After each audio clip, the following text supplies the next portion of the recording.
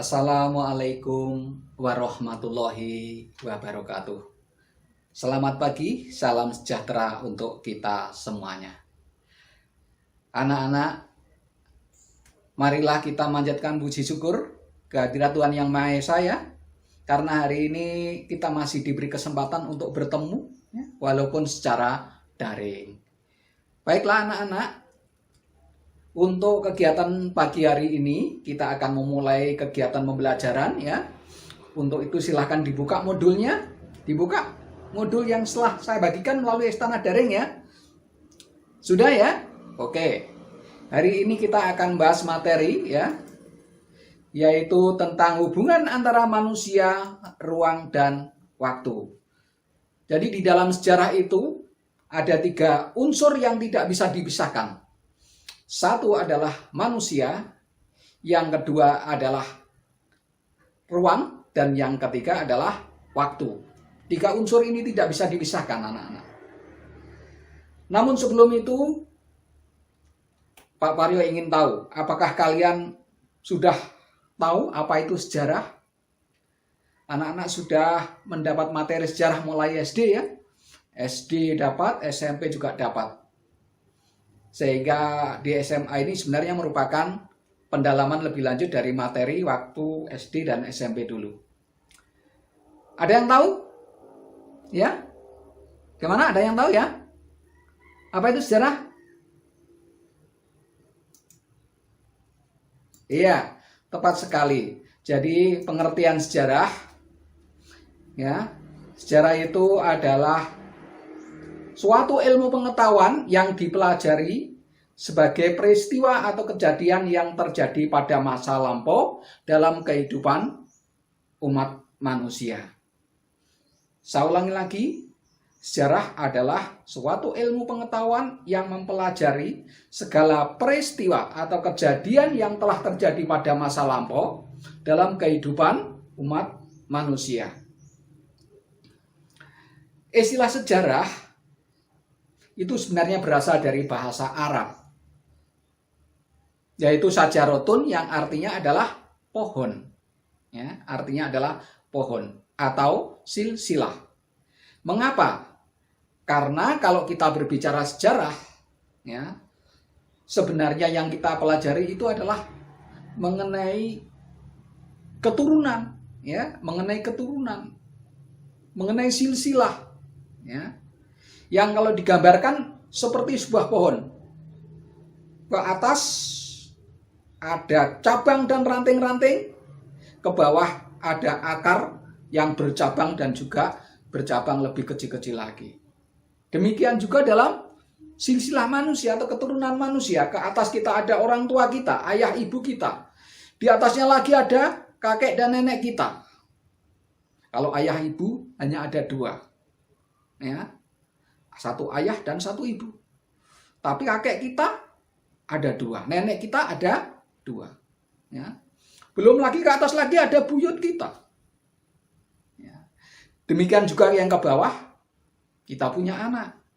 Anak nanti punya anak lagi menjadi cucu. Cucu punya anak lagi menjadi buyut dan seterusnya. Ya. Itulah mengapa sajarotun atau pohon yang kemudian diambil istilah ini untuk menjelaskan mengenai peristiwa yang terjadi pada masa lampau dengan istilah sejarah. Ya, paham ya? Sejarah. Baik, saya lanjutkan sekarang. Tadi saya sudah menyampaikan kepada kalian bahwa dalam sejarah ada 3 unsur yang tidak bisa dipisahkan, yaitu yang pertama adalah manusia, yang kedua adalah ruang, dan yang ketiga adalah waktu. Manusia sebagai pelaku peristiwa sejarah, ruang sebagai tempat terjadinya suatu peristiwa sejarah, waktu menunjukkan kapan terjadinya peristiwa sejarah. Sekarang kita kupas satu persatu. Yang pertama adalah manusia. Bagaimana peran manusia dalam sejarah? manusia merupakan objek utama dan penggerak dalam sejarah. Jadi manusia merupakan objek utama, ya, dan penggerak dalam sejarah. Peran manusia di sini adalah sangat vital sekali, anak-anak. Ya, karena manusia bukan hanya sebagai pembuat sejarah, tapi dia juga penulis sejarah. Ya, dia sekaligus sebagai objeknya sejarah.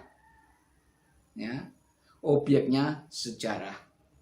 Dengan demikian, maka kalau kita berbicara sejarah, yang kita bicarakan adalah manusia.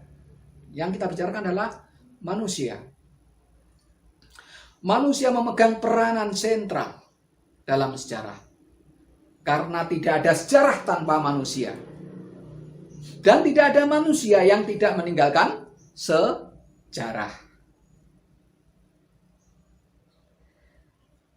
Berikutnya, hanya sejarah itu hanya dimiliki oleh manusia. Makhluk yang lain tidak punya sejarah. Ya. Jadi sejarah itu hanya dimiliki oleh manusia. Ya. Mengingat demikian sentralnya peran manusia dalam sejarah, maka anak-anak harus memahami bahwa kita-kita ini, anak-anak semuanya, sedang mengukir sebuah sejarah.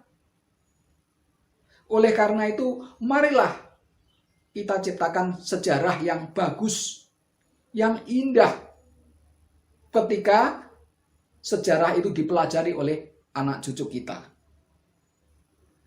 Jangan sampai kita mengukir sejarah yang kelam bagi anak cucu kita. Kalau kita membuat sejarah yang buruk bagi anak cucu kita, maka anak cucu kita akan malu membaca sejarah nenek moyangnya. Inilah anak-anak, pentingnya kita itu memahami tentang sejarah. Nah, yang tidak bisa dilepaskan dari perilaku manusia adalah lingkungan alam. Memang lingkungan alam turut mempengaruhi sejarah manusia. Ya, lingkungan alam turut mempengaruhi sejarah manusia. Gempa bumi, banjir, gunung meletus, itu adalah lingkungan alam yang turut berpengaruh terhadap sejarah umat manusia. Namun, di dalam sejarah, fokus utamanya adalah bagaimana manusia berkiprah dalam menghadapi lingkungan alam ini. Bagaimana manusia mengolah lingkungan alam. Bukannya lingkungan alam bagaimana memengaruhi manusia yang dikupas, tapi adalah bagaimana manusia memanfaatkan lingkungan alam ini. Manusia di sini bisa manusia dalam arti makhluk individu, tapi bisa juga dalam pengertian makhluk sosial. Ya, bisa makhluk individu, bisa makhluk sosial. Makhluk individu artinya makhluk yang bersifat orang perorangan. Berbeda antara satu orang dengan orang lain. Sedangkan makhluk sosial artinya makhluk yang harus hidup bermasyarakat. Harus hidup bersama dengan manusia lain. Berikutnya, anak-anak, adalah mengenai konsep waktu di dalam sejarah. Waktu, menurut Kamus Besar Bahasa Indonesia, adalah seluruh rangkaian saat ketika proses, perbuatan, atau keadaan berada atau berlangsung. Jadi waktu menurut Kamus Besar Bahasa Indonesia adalah seluruh rangkaian, ya, saat ketika proses, perbuatan, atau keadaan berada atau berlangsung. Itu menurut Kamus Bahasa Indonesia. Yang di dalam sejarah, konsep waktu di sini ada 3 dimensi. Ya. Karena sejarah itu mempelajari mengenai peristiwa yang terjadi pada masa lampau, maka konsep waktu yang pertama adalah masa lampau. Namun demikian di dalam sejarah ada dimensi masa sekarang. dan juga ada dimensi masa yang akan datang. Maksudnya demikian anak-anak, bahwa di dalam sejarah itu yang dipelajari memang peristiwa masa lampau. Tapi ingat, bahwa peristiwa masa lampau itu berhubungan dengan peristiwa masa sekarang. Dan akan berimbas pada peristiwa yang akan datang. Waktu di dalam sejarah dapat berupa detik, menit, jam, hari, bulan, tahun, tanggal, dan lain-lain. Jadi pengertian waktu di sini di dalam sejarah itu sangat luas. Bisa menyempit, bisa juga meluas. Waktu merupakan salah satu konsep dasar sejarah. Jadi waktu merupakan salah satu konsep dasar sejarah, yaitu masa lalu.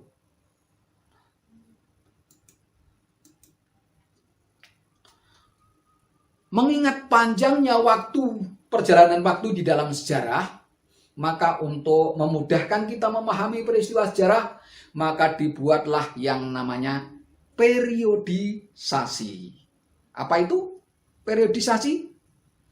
Periodisasi adalah pembabakan masa atau waktu yang digunakan untuk mengetahui berbagai peristiwa di dalam sejarah. Jadi periodisasi adalah pembabakan masa atau waktu yang digunakan untuk mengetahui berbagai peristiwa di dalam sejarah. Sekarang apa tujuan dibuatnya periodisasi itu? Atau pembabakan di dalam sejarah? Ada yang tahu anak-anak? Mungkin ada yang tahu? Ya? Iya, periodisasi dibuat untuk mempermudah memahami sejarah. Jadi periodisasi dibuat untuk mempermudah memahami peristiwa sejarah.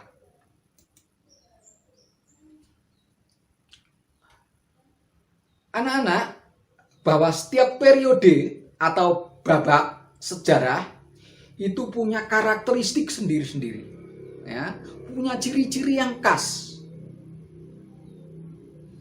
Oleh karena itu, dari karakteristik dan ciri-ciri inilah kemudian dibuat pengelompokan, ya, dari tiap-tiap babak sejarah ini atau periodisasi di dalam sejarah. Periodisasi bukan berarti memutuskan peristiwa yang satu dengan peristiwa yang lain. Karena di dalam sejarah dikenal aspek kesinambungan atau kontinuitas, ya, yang merupakan suatu hal yang pokok. Jadi peristiwa sejarah itu bukan peristiwa yang berdiri sendiri, melainkan ada hubungannya dengan peristiwa-peristiwa yang lain. Namun demikian, mengingat perjalanan sejarah yang sangat panjang tadi, maka untuk memudahkan, ya, kita itu memahami peristiwa-peristiwa itu dalam masing-masing babak, maka dibuatlah periodisasi ini. Sampai di sini, ya, bisa dipahami ya? Sekarang saya akan menyampaikan salah satu contoh periodisasi sejarah Indonesia. Ya. Jadi di Indonesia kita mengenal periodisasi atau pembabakan ke dalam beberapa kategori. Yang pertama adalah masa praaksara. Ya, masa praaksara. Artinya masa sebelum manusia mengenal tulisan. Kalau dulu dikenal istilah masa prasejarah, ya, masa prasejarah. Jadi seolah-olah masa sebelum manusia punya sejarah. Oleh karena itu istilah ini kemudian diganti. Jadi masa praaksara, artinya manusia sebelum mengenal tulisan, ya, masa sebelum masyarakat mengenal tulisan. Berikutnya adalah masa Hindu dan Buddha. Jadi yang kedua adalah masa Hindu dan Buddha. Yang ketiga adalah masa Islam. Yang keempat, masa kolonialisme Barat. Yang kelima, masa pendudukan Jepang. Dan yang keenam adalah masa kemerdekaan. Ya, masa kemerdekaan. Ini hanya contoh saja anak-anak. Periodisasi itu banyak sekali jenisnya. Nanti akan kita bahas dalam pertemuan di bab-bab berikutnya. Ya, ini hanya salah satu contoh saja. Sekarang, bagaimana keterkaitan antara waktu dan periodisasi sejarah? Atau keterkaitan antara waktu dengan pembabakan sejarah? Diperlukan periodisasi atau pembabakan zaman sesuai dengan klasifikasi waktu untuk memudahkan manusia mempelajari dan memahami waktu suatu peristiwa sejarah. Ya, untuk memudahkan manusia mempelajari dan memahami waktu suatu peristiwa sejarah. Maksud dari periodisasi adalah supaya setiap babak waktu itu menjadi jelas ciri-cirinya. Ya, sehingga mudah dipahami dari urutan-urutan rangkaian peristiwanya. Ya, jadi maksud dari periodisasi adalah supaya setiap babak waktu itu menjadi jelas ciri-cirinya sehingga mudah dipahami urutan-urutan peristiwanya.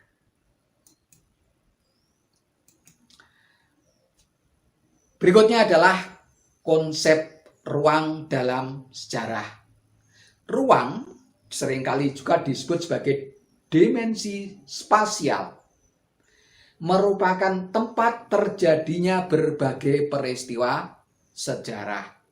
Ya, merupakan tempat terjadinya berbagai peristiwa sejarah. Adanya ruang memungkinkan orang membuat kategori peristiwa sejarah berdasarkan tempatnya.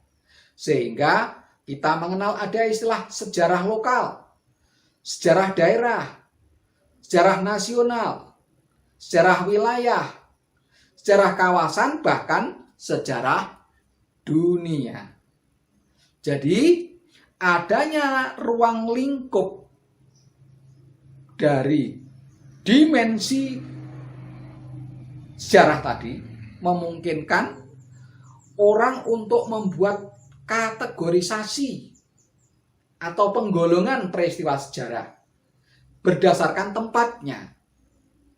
Apakah sejarah lokal, sejarah daerah, sejarah nasional, sejarah wilayah, sejarah kawasan, bahkan sejarah dunia.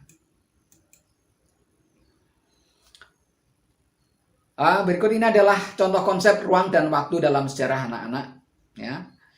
Yang saya tunjukkan ini adalah foto peristiwa proklamasi kemerdekaan Indonesia pada tanggal 17 Agustus 1945.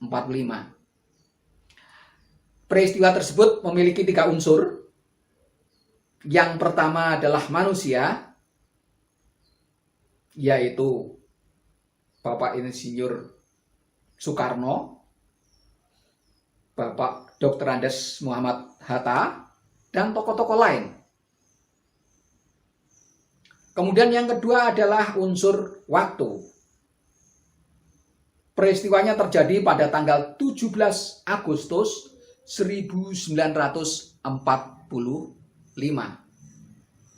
Sedangkan unsur yang ketiga adalah unsur ruang.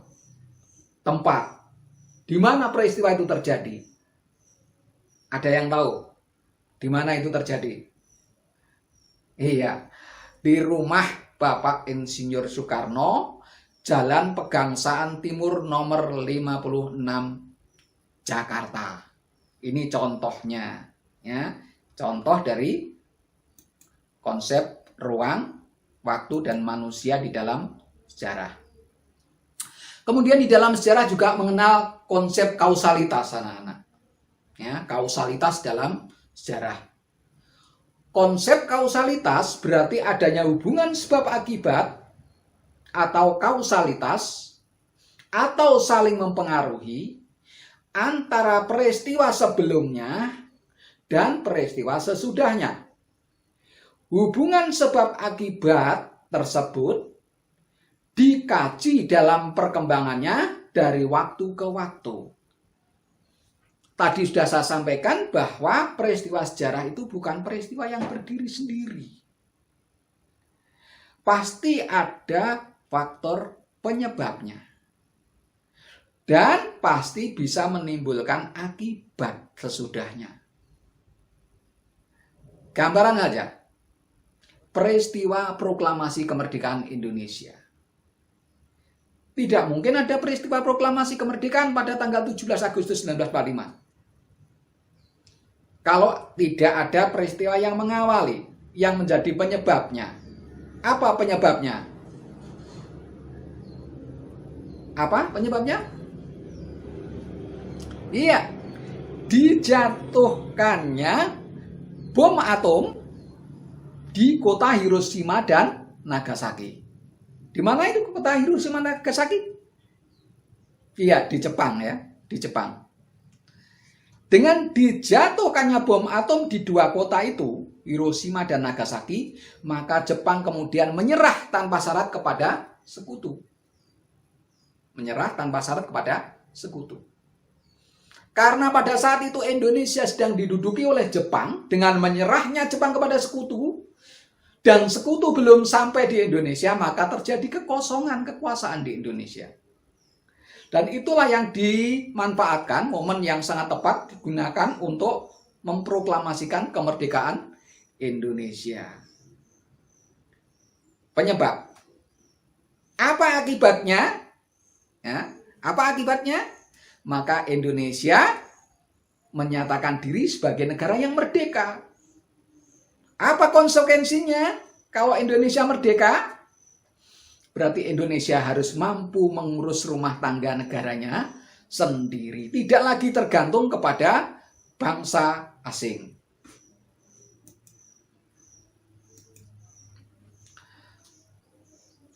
Berikutnya saya akan menyampaikan konsep kausalitas yang lain. Di sini saya contohkan adalah mengenai keruntuhan kerajaan Majapahit ya. Anak-anak tentu tahu bahwa Majapahit merupakan kerajaan besar yang pernah berkuasa di Nusantara ini, ya, di wilayah Nusantara ini. Namun demikian, kerajaan yang besar itu ternyata kemudian harus mengalami keruntuhan anak-anak, ya, mengalami keruntuhan.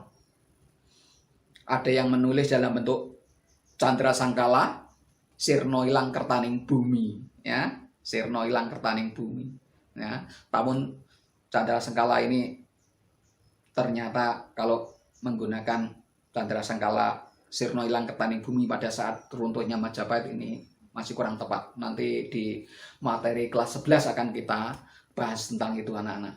Nah, yang kita bahas di sini adalah konsep kausalitas di dalam sejarah, yaitu runtuhnya kerajaan Majapahit. Anak-anak, sepeninggal Hayam Wuruk dan Gajah Mada, maka tidak ada lagi pemimpin yang kuat di kerajaan Majapahit. Ya. Ini adalah penyebab runtuhnya Majapahit. Karena tidak ada pemimpin yang kuat, maka akibatnya terjadi konflik internal di keluarga kerajaan untuk memperebutkan kekuasaan, ya, memperebutkan kekuasaan. Akibat konflik internal itu, maka kondisi kerajaan Majapahit menjadi melemah, ya, menjadi melemah. Lemahnya Majapahit membuat kerajaan-kerajaan bawahan Majapahit satu persatu berusaha melepaskan diri. Kondisi ini ditambah dengan pengaruh masuknya agama Islam di tanah Jawa, termasuk di Majapahit. pesisir pantai utara Jawa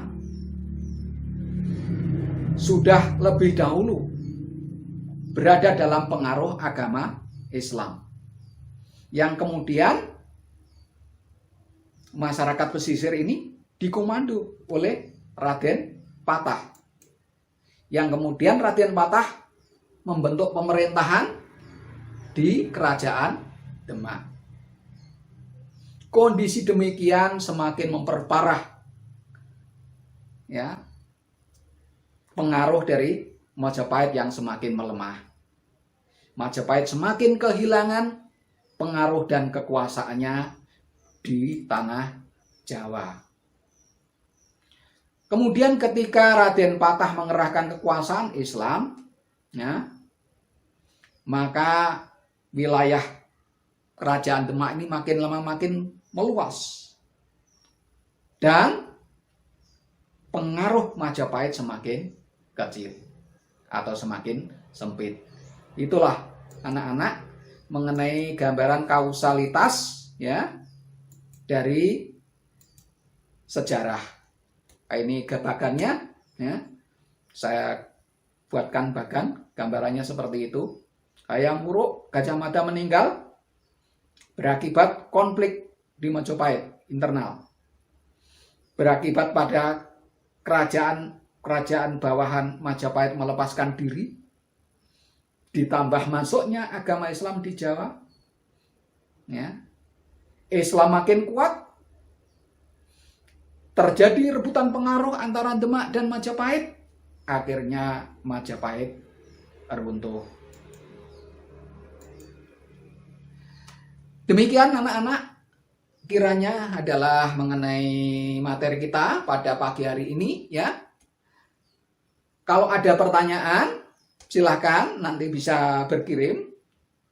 Pertanyaannya dikirimkan melalui WA ya, yang nomornya ada di depan saya ini ya. Ada di sini. Silahkan, ada kesulitan, kontak dengan Pak Paryo sewaktu-waktu. Insya Allah Pak Paryo akan membantu anak-anak semuanya. Namun sebelum saya akhiri kegiatan pada pagi hari ini, untuk mengetahui sejauh mana anak-anak sudah memahami apa yang disampaikan oleh Pak Paryo, ada tugas yang harus dikerjakan oleh anak-anak. Yang pertama, jelaskan pengertian konsep manusia, ruang, dan waktu dalam sejarah. Jelaskan pengertian konsep manusia, ruang, dan waktu dalam sejarah. Kemudian yang kedua, mengapa diperlukan periodisasi di dalam sejarah? Mengapa diperlukan periodisasi di dalam sejarah? Kemudian yang ketiga adalah berikan contoh penerapan konsep kausalitas dalam suatu peristiwa sejarah. Jadi, berikan contoh penerapan konsep kausalitas dalam suatu peristiwa sejarah. Seperti yang saya contohkan tadi. Ya, runtuhnya Majapahit, proklamasi kemerdekaan, konsep kausalitas atau sebab akibat. Kemudian yang terakhir, buatlah artikel sejarah dan tunjukkan konsep manusia, ruang, dan waktu dalam artikel kalian itu. Mana konsep manusianya, ruang, dan waktu di dalam artikel kalian itu. Baik, saya kira demikian yang dapat saya sampaikan dalam kesempatan pagi hari ini ya. Mudah-mudahan bisa diterima oleh anak-anak semuanya ya. Sekaligus saya harapkan anak-anak untuk mencari tambahan referensi sendiri. Silahkan baca-baca buku-buku yang relevan maupun cari sumber-sumber lain misalnya dari internet. Terima kasih atas perhatiannya anak-anak ya. Saya akhiri sekian dulu.